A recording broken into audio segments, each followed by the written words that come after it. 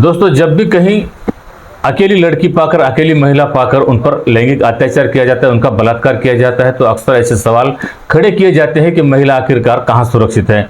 लेकिन ये हो गई बाहर की बात। अगर यही दरिंदे अगर अपने ही घरों में पाए जाए, अपने ही घरों में रहकर अपनी ही बेटियों पर, अपनी ही बहनों पर गंदी नजर डाले, इतना ही नहीं बल्कि उन्हें अपनी हवस का शिकार बनाए।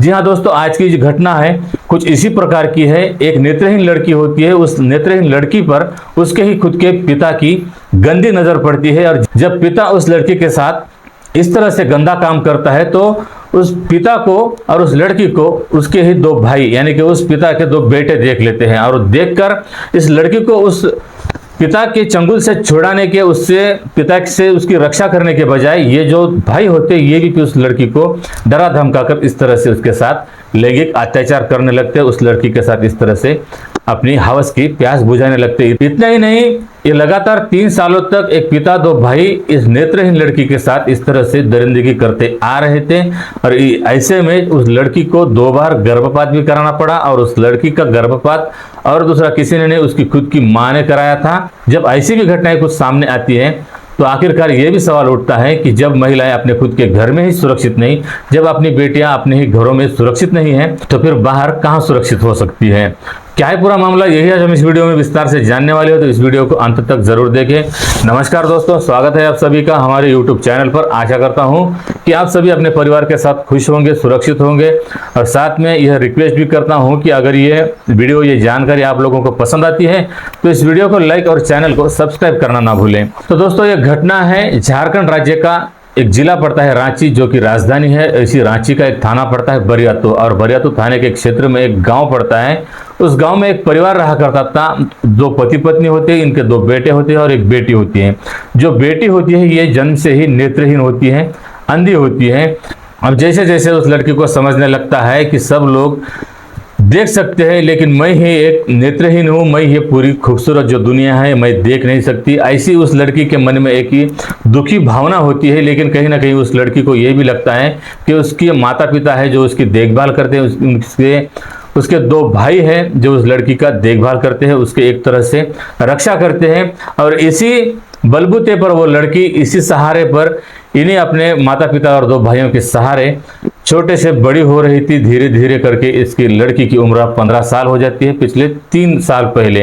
अब ये लड़की 18 साल की है, लेकिन पिछले 3 साल पहले ये लड़की 15 साल की होती है। अब जैसे जैसे इस लड़की की उम्र बढ़ने लगती है तो उस लड़की को भी समझने लगता है कि कुछ शरीर की भी मर्यादाएं होती है, जो कि शरीर अपने भाइयों से, अपने पिता से, दूसरे पराये मर्दों से अपना शरीर उनसे छुपा कर ही रखा जाए, इतनी तो समझ उस नेत्रहीन लड़की में होती है। और इसीलिए वो लड़की जब नहाकर आया करती थी तो अकेले में जाकर अपने कमरे में कपड़े बदला करती थी। लेकिन भले ही इस लड़की को आंखों की दृष्टि ना हो, लेकिन मन की आंखें इस लड़की को जरूर होती है, क्योंकि हर कोई नेत्रहीन जो व्यक्ति होता है इन्हें एक मन की आंखें एक अलग ही होती है, जो कि इन्हें एक आभास होता है कि इनके आसपास कुछ लोग हैं जो इनके जाने पहचाने होने पर ये सिर्फ उनकी आवाज से भी पहचान लेते हैं कि कौन इनके पास आया है और कौन बात कर रहा है। और कुछ जानवर का भी इन्हें आभास होता है। इसी तरह से एक दिन ये लड़की कपड़े बदल रही थी और इस लड़की को कहीं ना कहीं आभास हो रहा था कि उसके कमरे में कोई ना कोई मौजूद है, और इसीलिए लड़की चौंक जाती है और लड़की पूछने की कोशिश करती है कि मेरे कमरे में कौन है, लेकिन उसके कमरे से कोई भी उसे जवाब नहीं देता। लेकिन लड़की को पूरा विश्वास होता है कि उसके कमरे में कोई ना कोई जरूर है। लड़की बार बार पूछने की कोशिश करती है। अब वो लड़की चिल्लाकर शोर मचाने की कोशिश करने ही वाली थी, तभी उस लड़की को जाकर धर दबोचा जाता है। जब उस लड़की को दबोचा जाता है तो वो लड़की काफी घबरा जाती है, काफी डर जाती है। अब वो चिल्लाने की कोशिश करती है, लेकिन अगर चिल्लाया जाए तो ये जिसने उसे पकड़ा हो कहीं उसे मार ना दे, इसी डर की वजह से अब वो खामोश हो जाती है और पूछने की कोशिश करती है कि आखिरकार कौन है और इस तरह से मुझे क्यों पकड़ा है।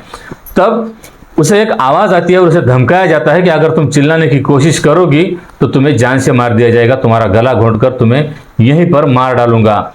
लेकिन नेत्रहीन लोग, भले ही नेत्रहीन हो, जो उनके संपर्क में आए हुए लोग होते हैं, जब उनसे एक बार बात हो जाती है तो उनकी आवाज से ही वो पहचान जाते हैं कि आखिरकार ये आवाज किसकी है। लड़की जब आवाज सुनती है तो आवाज भी उस लड़की को जानी पहचानी लग रही थी, और वो आवाज किसी और की नहीं बल्कि उसके ही खुद के पिता की आवाज होती है।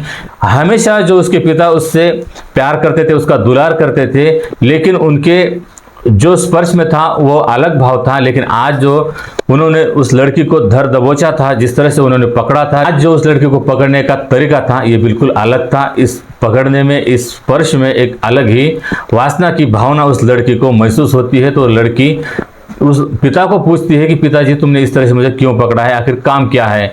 तो उसके पिता उसे धमकाते हैं, डराते हैं कि अगर तुम चिल्लाने की कोशिश करोगी तो मैं तुम्हें जान से मार दूंगा। और इसी तरह से लड़की को खामोश कर दिया जाता है और फिर उस लड़की के साथ खुद का पिता इस तरह से फिर दरिंदगी करता है, उसके साथ गलत काम करता है।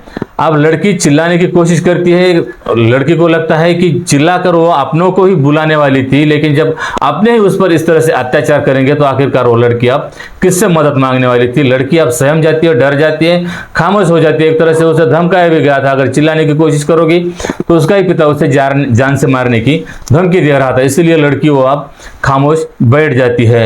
अब इस तरह से जब पिता ने एक बार उस लड़की के साथ दुष्कर्म किया था, उस दिन ये एक साधारण परिवार होता है जो रोज मोल मजदूरी किया करते थे और मजदूरी कर कर ही अपना घर का गुजारा करते थे। दो भाई जो होते वो भी जवान हो गए थे, लड़की भी अब 15 साल की हो गई थी। जो पिता थे ये भी काम पर जाया करते थे, लेकिन उस दिन ये लड़की अकेली थी। उसकी माता और उसके दो भाई कहीं बाहर काम करने के लिए गए हुए थे और इसी का फायदा उठाकर इस पिता ने उस लड़की के साथ इस तरह से दुष्कर्म किया था, उसके साथ गंदा काम किया था। लेकिन अब एक बार उसके पिता ने उस लड़की के साथ इस तरह से गंदा काम किया तो अब वो बार बार उस लड़की के साथ इसी तरह से गंदा काम करने की सोचने लगता है। और जब भी उस लड़की को वो अकेला पाता था तब उस लड़की के साथ इसी तरह से फिर वो दरिंदगी करता था। और इसी तरह से उस लड़की के साथ पिता दरिंदगी कर रहा था, तभी उस लड़की का भाई आकर ये सारा मामला जो है देख लेता है। अब उस भाई ने इस लड़की को, उसका फर्ज था कि इसे बचाना चाहिए था, अपने पिता को धमकाना था या उसे फिर पुलिस के हवाले करने का इस भाई का काम था। लेकिन ये भाई जो होता है सिर्फ ये खड़े होकर पूरा माजरा जो होता है देखता है, देखकर ये खामोश रहता है। जब उसके पिता इस तरह से उस लड़के के साथ गंदा काम करते हैं, पिता को भी लगता है कि अब बेटे ने तो देख लिया, लेकिन बेटा उसे कुछ नहीं कह रहा है। पिता को भी और ज्यादा हिम्मत आ जाती है और पिता वहां से निकल जाता है, चला जाता है। जब पिता चला जाता है तो जो दूसरा लड़का जो होता है, उस लड़की का जो भाई होता है, वो आकर उस लड़की को बात करने लगता है। जब लड़की को भाई बात करता है, ये जो सारा मामला उस भाई ने देखा हुआ है, जब लड़की को लगता है तो लड़की को लगता है कि कहीं ना कहीं अब मेरे भाई को इसके बारे में पता चल गया है, तो ये पिता को डराएंगे, धमकाएंगे, या तो फिर अपने पिता के अत्याचार से मुझे छुड़ाएंगे, मेरी रक्षा करेंगे, उस लड़की को लगता है। लेकिन जो भाई होता है, जब पिता उसका घर से निकल जाता है तो वो खुद उसका भाई उस लड़की को फिर से वह भी धमकाने लगता है कि अब जिस तरह से तुमने पिता के साथ शारीरिक संबंध बनाए हैं, उसी तरह से अब मुझे भी, मेरे साथ भी तुम उसी तरह के संबंध बनाओगी। लेकिन लड़की कहती है कि मैंने उनके साथ नहीं, पिताजी मेरे साथ इस तरह से कई दिनों से जबरदस्ती कर रहे हैं, मुझे मार डालने की धमकी दे रहे हैं, इसीलिए मैं खामोश बैठी हूँ। तो लड़का भी जो होता है उस लड़की को इसी तरह से फिर डराता है, धमकाता है, अगर तुम पिता के साथ कर सकती हो तो मेरे साथ भी क्यों नहीं कर सकती, अगर नहीं करोगे तो मैं भी तुम्हें जान से मार दूंगा।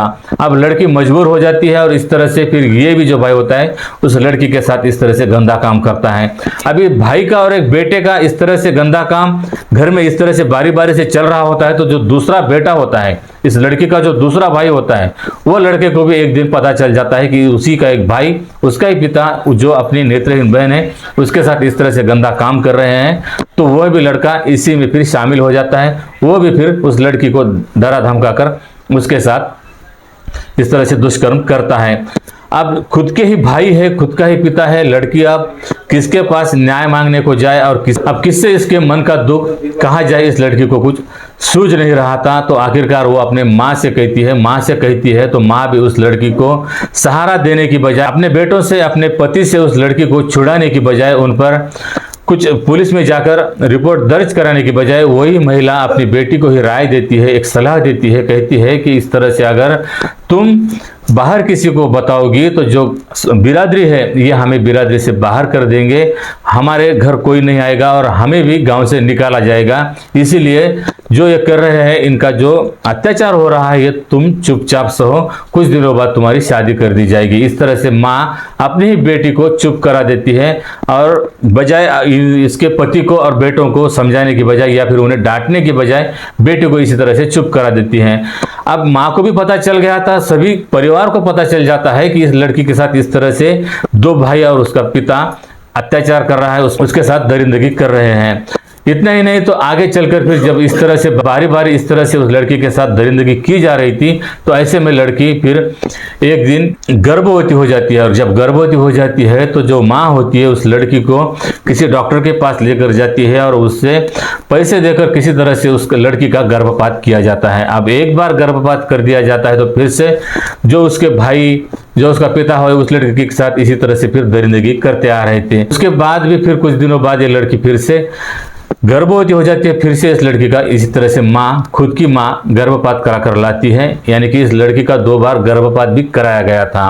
अब ये लड़की एक तरह से इतनी टूट चुकी थी क्योंकि 2 भाई इसकी जो सुरक्षा करने वाले थे, इसकी देखभाल जो करने वाले थे, वही अब इस लड़की पर इस तरह से अत्याचार कर रहे थे, इस लड़की पर एक तरह से दरिंदगी कर रहे थे।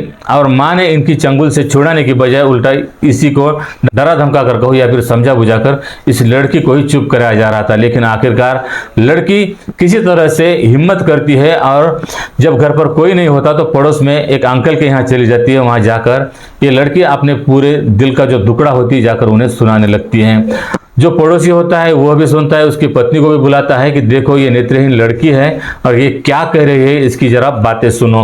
जब दोनों पति पत्नी उस लड़की की पूरी कहानी सुनते हैं और उन्हें यकीन नहीं हो रहा था कि कैसे उस लड़की के 2 भाई, एक पिता इस तरह से उसके साथ दरिंदगी कर सकते हैं, और माँ भी इसमें उनका सहयोग दे रही थी, एक तरह से उनका साथ दे रही थी, उनको विश्वास भी नहीं हो रहा था। इसीलिए जो पड़ोसी होता है उस लड़की से कहता है कि बेटा तुम्हें पुलिस में जाना चाहिए, अब इनके इन दरिंदों के चंगुल से तुम्हें सिर्फ अब पुलिस चीज छुड़ा सकती है, क्योंकि मैं तो एक पड़ोसी हूं।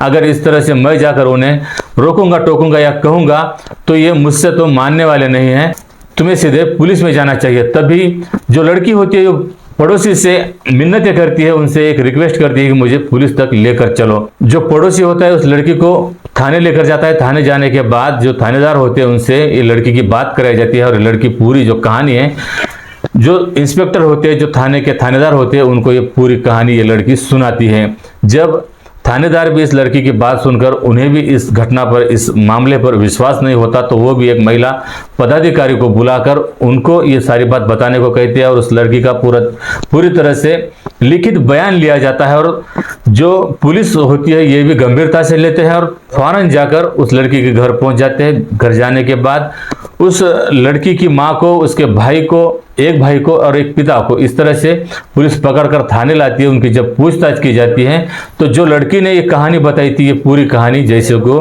वैसी ही होती है। ये जो जितने भी जो गुनहगार होते हैं, जो उसका भाई, जो उसके पिता, जो उस लड़की की माँ होती है, ये सारे अपना गुनाह जो होते हैं ये कबूल कर लेते हैं। और जो उस लड़के का एक भाई होता है, ये दूसरे राज्य में कहीं काम करने के लिए भाग चुका था, तो पुलिस उसकी भी तलाश में चली जाती है। और ये पूरी घटना है पिछले महीने अगस्त महीने की।